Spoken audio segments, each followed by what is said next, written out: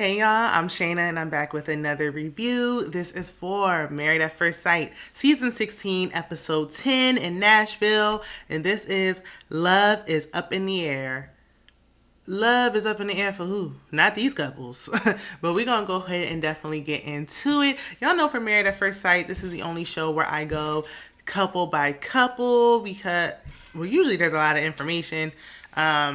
I'm gonna be honest, it's been a snooze fest, literally boring, but y'all know I'm gonna spice it up and I'm gonna give y'all the best that I got. If you've been here before and you're not yet subscribed, help a sister out, hit the subscribe button. It's free. You know, if you're gonna come on back, you might as well be subscribed because it will help me out so I can keep pushing out these videos. Be sure to also like the video if you're new here and you enjoy this. Check out my other content, like the video, comment, all that good stuff. It's definitely appreciated. Now let's get into it. Let's start with Nicole and Chris. So we see Chris and his Nicole, they in the bed. His big husky jumping on a full size bed. They barely fitting on the bed. And then you got the husky jumping on the bed. Like, too much. I just hope she's visiting her dog. Like, I haven't heard not near mention of her dog since the honeymoon. So they go and get couples massages. Chris said in his confessional that the last time he did this was like 8 to 10 years ago with a toxic ex. I got my good eye on you, Chris, because why is every ex of yours toxic? Everybody can't be toxic. Like, you didn't do anything toxic in none of these relationships. I'm just saying. But okay, well, he's experienced this before, so let's see.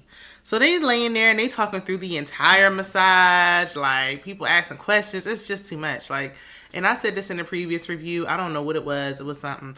But like every time I've ever gotten a massage, the massage therapist talks to me. Even if I put on, you fill out the information and you're like, I don't want to be talked to. They will talk me down from start to finish. I can't stand it. Like, I don't want to be rude, but like, come on. I came to relax, not to chit chat with you. Ugh, just had to vent a little bit. So definitely not relaxing when you're talking through it. But I mean, it's a show, so it is what it is. Later on, they go on a date, and Nicole talks about love again. And every season, we always have a couple, usually the wife, who's talking about why aren't we in love and falling in love and wanting to be in love and just they wanted to be in love since the wedding. Chris said, he doesn't want to be rushed into saying it. And then he said in his confessional that he said it prematurely in the past and he regretted it. Once you put it out there, you can't take it back.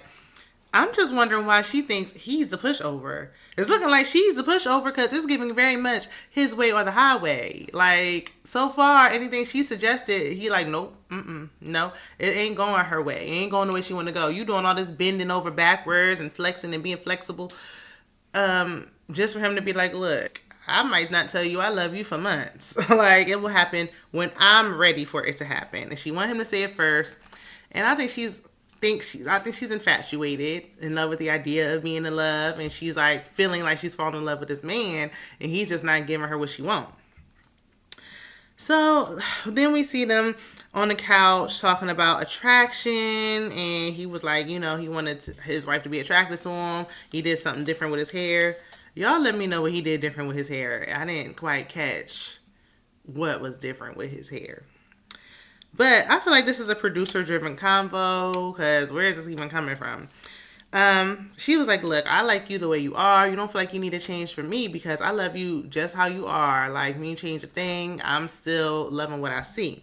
And Chris let her know, he said in the interview a while back, he was like, you're beautiful, but you're just a little thicker than what I normally go for. And I'm like, okay, Chris trying to get ahead of it. He trying to get ahead of it before it come out. And he don't want that backlash that Clint got.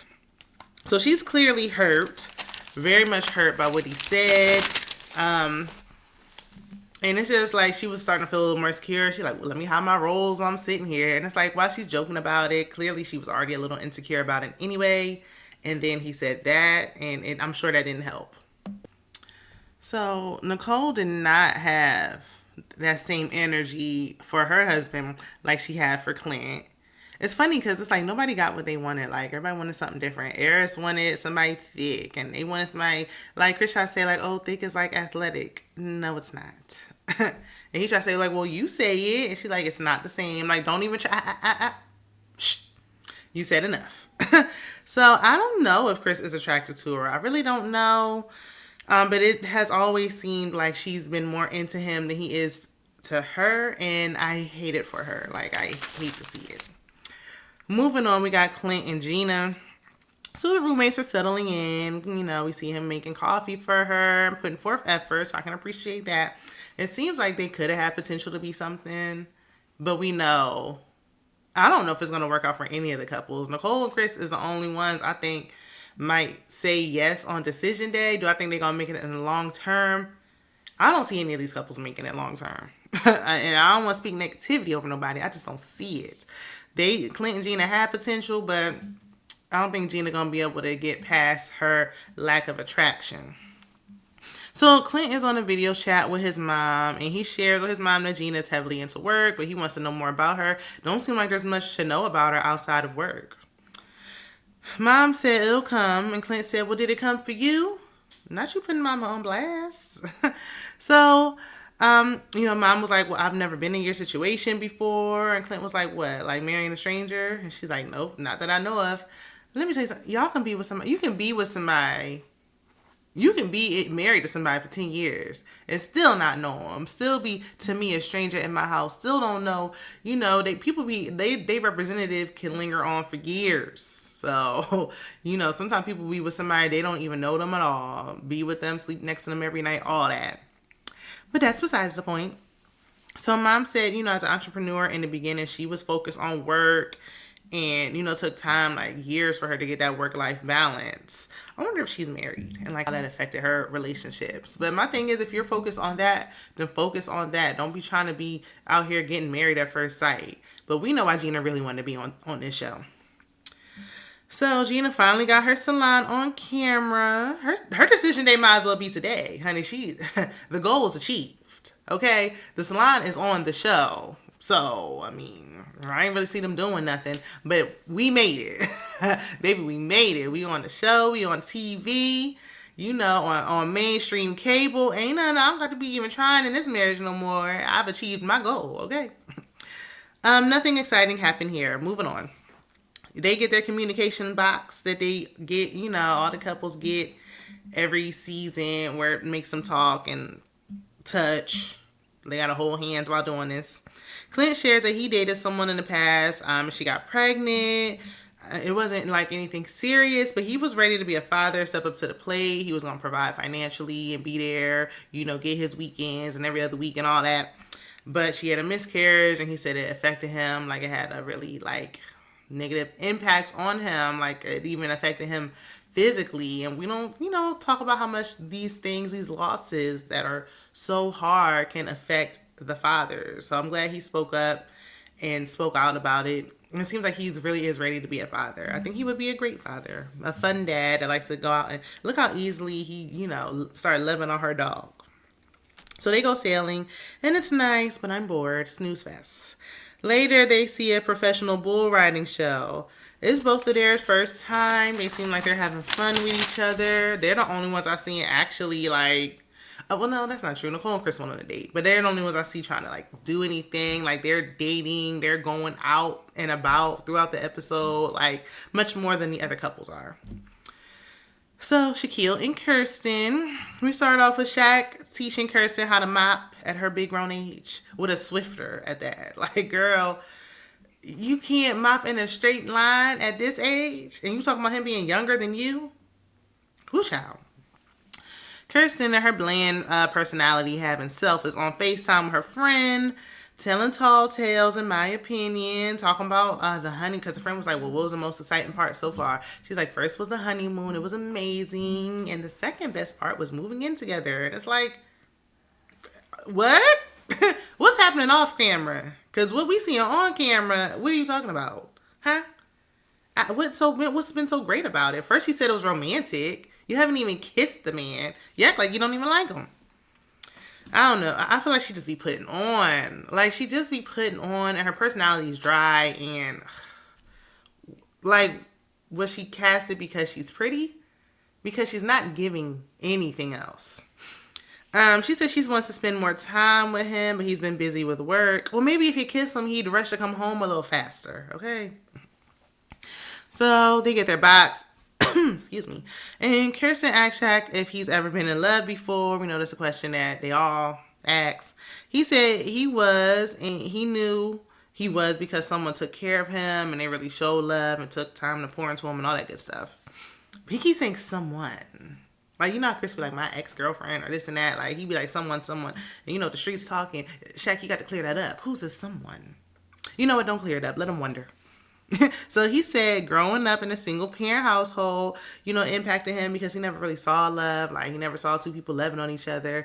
Even though his mom did the best that she could, she tried her hardest to show him. But, like, how can I love when I don't even know what that looked like type of thing. And that's why it's so important. And, you just feel bad. And, even me personally as a single mother, when you can't provide that for your children because, they do need to see that. Not just on TV, but in real life. So Kirsten said she was closed off in her last relationship of 4 years. Where's a shock there? And since that relationship, she's even more closed off. And she had to heal. It seems like you're still healing, sis. Still seems like you still need to heal. So Shaq's mentees come over and he expresses how he loves being a mentor. And I'm happy to see it because these young men need all the love and guidance they can get out here in this world, okay? They seem like they approve of Kirsten. Again, like, we're just going off the physical, but is there a real connection? That's what they need to stop putting on and start being real. Because, the people going to watch the show anyway, and the chemistry ain't picking up on camera. It's just not. So the couple goes plant shopping, and I'm struggling to keep my eyes open at this point. So then Kirsten sets up an at-home spa day, getting her, let me cater to you on. She claims she likes to cater to him, but she won't even kiss him. Lord, have mercy. So Kirsten asks Shaq to tell her something about himself that she doesn't already know. He shares, he has insecurities. Don't we all? When it's her turn, she says she's quiet and reserved. And Shaq was like, well, wait a minute. I already know that. Like, I want to know something that I don't already know. Like, what else? She won't open up and share more. She was like, because first he was like, well, what don't I know about you? She's like, oh, there's so much. There's just so much. And then after he was like, well, what else? I know you quiet and shy. What else? She's like, there's not much more than that. Like, that's it. Like, I can't think of nothing else. Like, there's just nothing else. Like, girl, what? Baby, you on a reality show. You got to open up. Did her mama apply for her? I'm starting to think, did her mama apply for her too? Who put the application in? Because what? And then I'm like, why would you ask the question if you don't have an answer? Me personally, I don't like these types of questions like that. Tell me something about yourself and all that types of stuff. I don't like that. Like, if you want to know something, just ask me what you want to know exactly or let the conversation flow. But she asked the question, so she should have an answer. Anyway, Shaq is wondering if she's over her ex. I'm wondering too. And it seemed like he checking out of this marriage. Airris and Jasmine. It's like Dom and McKinley weren't missed, but maybe like some of these filler scenes could have been taken up with them. I don't know. Like, this season has probably been the most boring season I've watched in a while. So Airris, unfortunately, has 19 and said Jazz, has to work, so he has to fend for himself. Well, you better get used to it because, you're about to be single again in a couple of weeks anyway. So, you're going to be fending for yourself no matter what going forward. Airris said Jasmine was making soup from scratch and all that, and he will rate her a 7 as far as, like, taking care of him. A 7? This is why going above and beyond for the wrong man is not beneficial. They won't see all that work and effort you're putting in and begin to appreciate you. They will take it for granted. He does not value her. He doesn't see what she's doing on his behalf. She's working and making soup from scratch. I would have gave you a can of Campbell's and called it a day. You'd be lucky if I stopped past the Chick-fil-A on the way home. He should be lucky that she's even coming over to the apartment because I'd have been like, well, let me know when you better, okay? Because I ain't coming over there. I got to work. But you know what? He's ungrateful. He's unappreciative. He doesn't see her worth. And I can't wait till this is over. For her, especially. So, he said he's so grateful that she, looked out for him. while he was under the weather. So they're going to watch her dog, Duchess. Mama looking a little thin. I don't know if it's because her curly fur is like on the short side, like it's close to the skin. She got low cut or what, but she looking a little thin after having them babies. Anyway, they get their box, and I don't know if Airris is still under the weather or if he's not interested or both, but he looked like he don't even want to do this activity, and he looked like he don't want to be there. So they have the usual convo about how many times you've been in love. Jazz said she been in love 3 times, and we know it's 0 for Airris.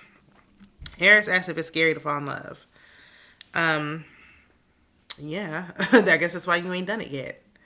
Then he shares that he was, close to it, but he got hurt when he was 28. He never wants to feel that again. Lord, if I hear the story again. That is why he has his guard up and he won't allow himself to even begin to catch feelings for Jasmine, because he is not ready for this type of commitment, because he's afraid of getting hurt at this big old age. If you're scared to fall in love at 40, then just stay single then. You took space for somebody who could have been on the show who really wants to be married. You just want to be on the show. So he said whenever he felt feelings for someone, he would leave. That's why Jazz is in the friend zone. But how did he get picked for this show? Like, what did he tell y'all that made y'all pick him? Like, y'all thought, ooh, drama? Like, it's not giving what y'all thought it's giving. Like, we're not interested. You thought he was going to have the Chris effect from season 12. But it ain't giving that. Like, we don't care. We're not interested. It's a little boring. So, Airris wants to play Never Have I Ever later on. He can't wait to drink again.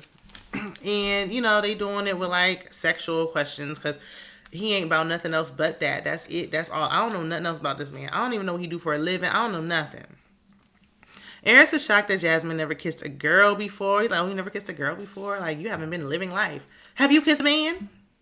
Have you kissed a man before? Okay, with a hush. So then Airris overshares about all his experiences, and it's given he's trying too hard. Like, he is trying too hard to prove that he's just so sexual. Like, it's like he's pouring it on too thick that it's not even believable at this point. And I don't care to hear it. Jasmine don't care to hear it. It's a turn off. Like, you're really trying to keep her in that friend zone, because who wants to, like, yeah, you want to share stuff, but like, I don't need all this detail about my husband. Like, you can leave some stuff out. Airris said Jazz's life sounds so boring because she hasn't cheated, she hasn't kissed a girl. I guess I'm boring too, because I ain't did none of that either. So, I mean, everybody's not into all that stuff. Like, and if she's usually in like a serious committed relationship, why would she be out here doing all that?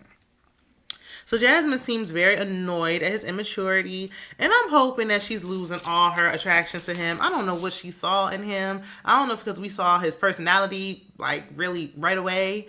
I don't see it. I don't see it for him. I really just am not liking him as a person. Like, you are a grown man and you sound like a 16-year-old boy who is going through puberty. Like, Jasmine seems like she deserves so much better. When are we going to have, I know they used to have like Married at First Sight, second chances before. We need to have something where they like in the house and all the people who got like the worst partners are there and they just all get second chances, because this don't make no sense. Like, y'all did, because she seemed like she really had good intentions for the show. Like, she really wanted to be married. She even said like, look, I know I'm gonna fall in love. I know my person is out there. No matter what happened in my previous relationships, I know my person is out there waiting on me. And I feel like when she said that, she's going to be known like, and you're not my person, but my person is out there. And I hope that's the case, because child, oof. We can wrap this up. We got how many more episodes? Let's wrap it up. Let's get to decision day. Let's get to the reunion. Yeah. But y'all let me know what y'all thinking down in the comments. Be sure to check out my other content, subscribe, and I will see you in the next one. Bye.